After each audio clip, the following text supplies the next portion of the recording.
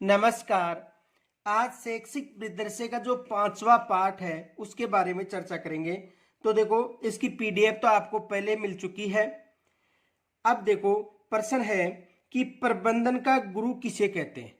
तो प्रबंधन का गुरु देखो, पीटर ड्रेकर को कहते हैं, लूथर गुलिक को कहते हैं, या एफ.डब्ल्यू. टेलर या रायबर्न को कहते हैं। तो जो प्रबंधन का गुरु था वो कौन था? Peter Drucker. तो इसमें क्या होगा? ए होगा ऑप्शन में। दूसरा देखो, दूसरा प्रश्न है सुव्यवस्थित प्रबंधन की अवधारणा किसने दी थी। यानी जो सुव्यवस्थित प्रबंधन है इसकी अवधारणा देने वाले कौन थे? पीटर ड्रेकर है, यह हेनरी फ्योल है, या लूथर गुलिक है, या उपयुक्त सभी। तो देखो, सुव्यवस्थित प्रबंधन की अवधारणा थी वो किन्होंने दी थी? हेनरी फ्योल ने। तो इसमें क्या होगा? वह होगा। कौन होगा? Henry Fayol. अगला प्रश्न देखो, अगला प्रश्न है प्रबंधन का शक्ति ग्रह किसे कहा जाता है। यानी प्रबंधन का जो शक्ति ग्रह किसे कहा जाता है? अभिप्रेरणा को कहा जाता है, निर्णय को कहा जाता है, या संप्रेषण को कहा जाता है, या मूल्यांकन को। तो प्रबंधन का जो शक्ति ग्रह वो किसे कहा जाता है? संप्रेषण को। तो इसमें क्या होगा? से। अगला देखो, अगला प्रश्न है भारत में प्रबंधन का जनक किसे कहा जाता है। यानी भारत में जो प्रबंधन का जनक है वो किसे कहा जाता है? महात्मा गांधी को कहा जाता है, या विवेकानंद को कहा जाता है, या लूथर गुलिक को कहा जाता है, या अरिंदम चौधरी को कहा जाता है। तो भारत में प्रबंधन का जनक किसे कहा जाता है? अरिंदम चौधरी को। तो इसमें क्या होगा? द होगा। अगला प्रश्न देखो, अगला प्रश्न है प्रबंधन का मस्तिष्क माना जाता है अभिप्रेरणा को, नियंत्रण को, संगठन को, या समन्वय को।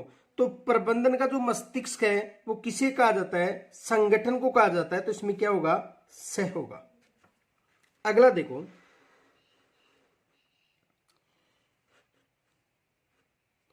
अगला प्रश्न है प्रबंधन का भविष्य किसे कहा जाता है।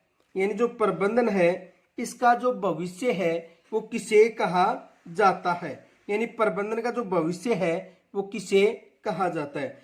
तो प्रबंधन का जो भविष्य है अभिप्रेरणा को कहा जाता है, या निर्णय को कहा जाता है, या नवाचार को, या संप्रेषण को। तो निर्णय प्रबंधन का जो भविष्य वो किसे कहा जाता है? निर्णय को। जिसमें क्या होगा? व। अगला देखो, अगला प्रश्न है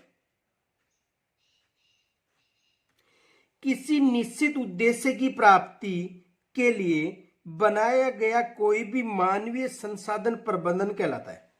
ध्यान से सुनो, देखो, किसी निश्चित उद्देश्य की प्राप्ति के लिए बनाया गया कोई भी मानवीय संसाधन प्रबंधन कहलाता है।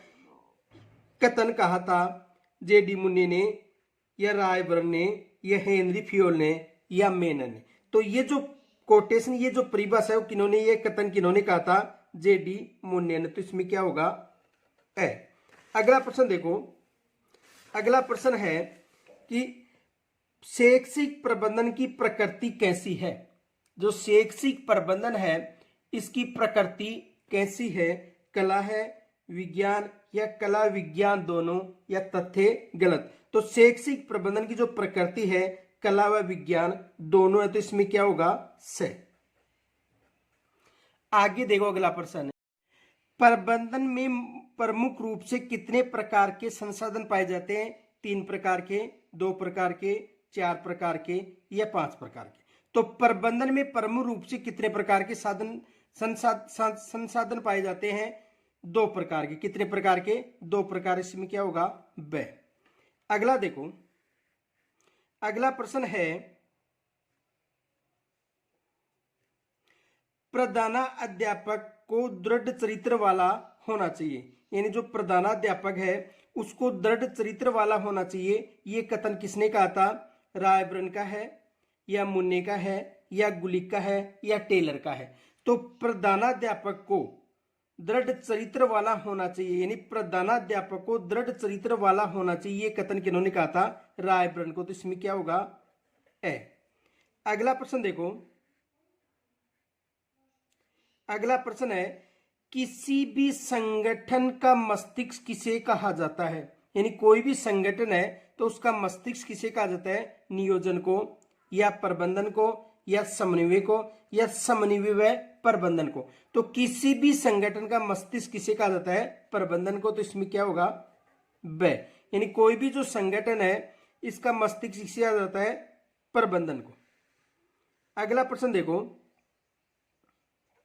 अगला प्रश्न है शैक्षिक प्रबंधन, यानी शैक्षिक जो प्रबंधन है किसके लिए होता है? जो शैक्षिक प्रबंधन है वो किसके लिए होता है? अभिभावक के लिए होगा, अध्यापक के लिए होगा, समुदाय के लिए होगा, या विद्यालय के लिए होगा। तो शैक्षिक प्रबंधन किसके लिए होता है? इसमें होगा द, यानी विद्यालय के लिए शैक्षिक प्रबंधन होता है। इनके अलावा देखो अगला प्रश्न देखो, विद्यालय का नाड़ी तंत्र किसे कहा जाता है? तो जो विद्यालय है उसका नाड़ी तंत्र प्रधानाध्यापक को कहा जाता है, या अध्यापक को कहा जाता है, या बालक को, या अभिभावक को। तो विद्यालय का जो नाड़ी तंत्र है वो किसे कहा जाता है? अध्यापक को। तो इसमें क्या होगा? ब।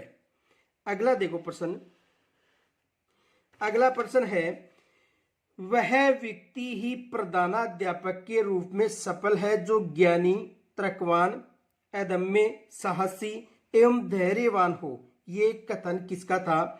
कुरबली का था, या रायबर्न का था, या पिट्समैन का था, या लूथर गुली का? तो ये था कुरबली का, यानी इसमें क्या होगा? A option. अगला देखो, अगला प्रश्न है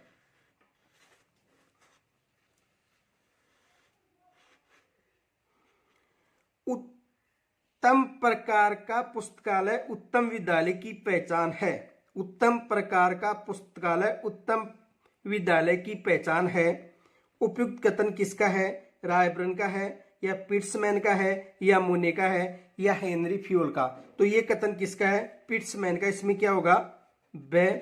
और आज आपके लिए प्रश्न है कि प्रबंधन का गुरु किसे कहते हैं? ये आपको कमेंट्स के द्वारा बताना है कि प्रबंधन का गुरु किसे कहते हैं। ये आपको कमेंट्स के द्वारा बताना है। तो आज हम पार्ट 5 के बारे में चर्चा की। कल हम फिर मिलेंगे पार्ट 6 को लेकर। नमस्कार।